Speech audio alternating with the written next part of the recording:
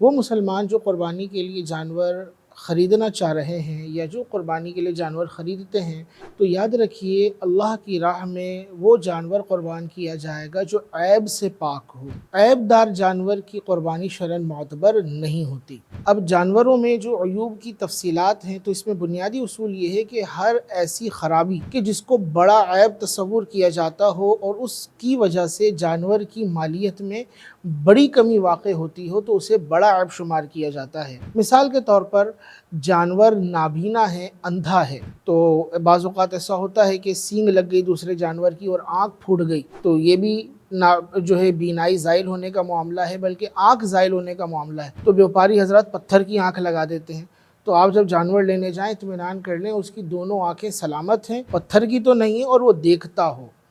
یوں ہی اس کی ناک کٹی ہوئی نہ ہو۔ اسی طرح وہ جانور چارہ چرتا ہو، اگر اس کے منہ سے دانت گر گئے ہیں اتنے کہ وہ چارہ ہی نہیں چر سکتا، یا منہ کے اندر کوئی ایسی بڑی بیماری لاحق ہو جائے، یا وہ پاگل ہے اتنا کہ اس کو کھانا کھانے کا ہوش نہیں ہوتا، تو ایسے جانور کی بھی قربانی نہیں ہوگی۔ اسی طرح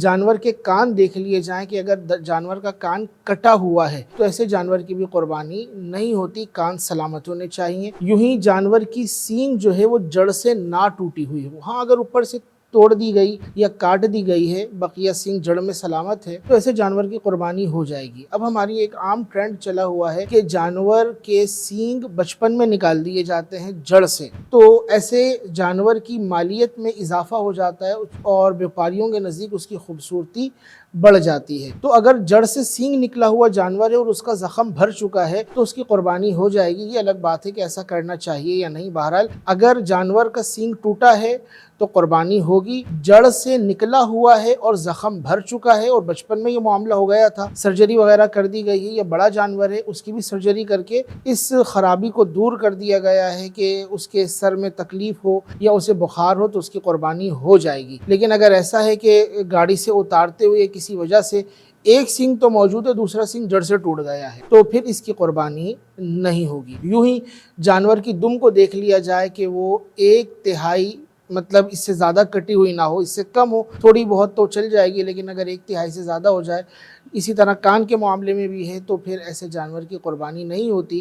قربانی میں بالخصوص دم کو دیکھ لیا جائے، ایسا ہوتا ہے کہ دم کٹ جاتی ہے یا زیادہ کٹی ہوئی ہوتی ہے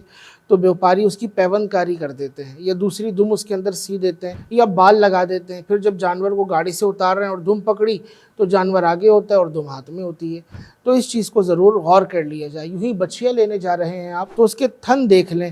کہ اگر وہ دودھ والے ہیں تو ایسا نہ ہو کہ وہ خشک ہو گئے ہوں، ایک تھن میں دودھ آتا ہو، 3 تھن جو ہے وہ خشک پڑے ہوئے ہوں، تو ایسے کی قربانی نہیں ہوگی۔ تو جانور اللہ کی راہ میں ہم نے وہ پیش کرنا ہے جو عیوبات سے صاف ہو، عیب اس کے اندر نہ ہو، یوں ہی لنگڑا نہ ہو، پیر اس کے ٹیڑھے نہ ہوں بلکہ پیر اس کے سلامت ہوں، صحیح ہوں۔ بعض اوقات کھر ٹیڑھے ہو جاتے ہیں تو اس کو اگر صحیح کر لیا جائے تو بہرحال وہ مسئلہ حل ہو جاتا ہے، لیکن کھروں کی وجہ سے جانوروں میں اتنا بڑا مسئلہ نہیں ہوتا۔ ہاں اگر کھر کی بیماری لگی ہوئی ہے تو اگر وہ ابتدائی درجے کے اندر ہے تو جانور لے سکتے ہیں، لیکن بہتر یہ ہے کہ اس کو بھی نہ لیا جائے، اللہ کی راہ میں درست جانور پیش کریں، صحت مند جانور۔ لیکن اگر بڑی خرابی پیدا ہو گئی ہے کھروں کے اندر کہ اس سے اب کھڑا ہی نہیں ہوا جاتا اور اس کے پیروں میں کیڑے لگ گئے اور اس کے جسم میں بخار وغیرہ ہو گیا ہے، گلٹیاں پیدا ہو گئی ہیں اس کی وجہ سے، تو اس کو لینے سے احتیاط کرنی چاہیے۔ یوں ہی جانور جب گاڑی سے اتار رہے ہوتے ہیں تو لوڈنگ ان لوڈنگ کے اندر بعض اوقات اس کو اسکریچز آ جاتے ہیں، اس کو کھروچیں لگ جاتی ہیں، کھال کٹ اس کی جو ہے وہ ڈیمیج ہو جاتی ہے، خون نکل رہا ہوتا ہے، تو یہ چھوٹا سا عیب ہے، معمولی سا عیب ہے۔ تو جانوروں میں اتنا تھوڑا بہت عیب جو ہے یہ نظر انداز کیا جاتا ہے کہ عموماً اس طرح کی چیزیں ان کے ساتھ ہو جاتی ہیں۔ ہاں بڑا عیب جو ہے یہ قربانی کی راہ میں مانے بنے گا، لیکن چھوٹے موٹے عیوبات جو ہیں یہ قربانی کی راہ میں مانے نہیں ہوتے۔ بالخصوص ہم لینے والے ناظرین کو گزارش کریں گے کہ منہ کی جو بیماری ہوتی ہے جسے منہ خورا کہتے ہیں، اس کی ضرور تشخیص کر لیا کریں کہ بعض اوقات بڑا قیمتی جانور لے کر آتے ہیں لیکن اس کو منہ خورے کی بیماری ہوتی ہے اور وہ کھانا نہیں کھاتا، لیکن وہ تھوڑی ٹریٹمنٹ سے صحیح ہو جاتا ہے، ایسے جانور کی قربانی حلال ہے۔ اور یوں ہی بعض اوقات جو ناک میں نکیل ڈلی ہوئی ہوتی ہے یہ جانور کے لیے بڑی اذیت کا باعث بن رہی ہوتی ہے اور اندر سے خون رس رہا ہوتا ہے، تو اگر اس بنا پر بھی اس جانور کے جسم میں خرابی پیدا ہو رہی ہے، اسے بخار وغیرہ ہے، تو احتیاط کرنی چاہیے، لیکن بہرحال اس کی بھی قربانی ہو جائے گی۔ یوں ہی حال ہی کے اندر ایک بیماری چلی تھی جسے لمپی کی بیماری کہا گیا تھا، اور جانور کی کھال کے اندر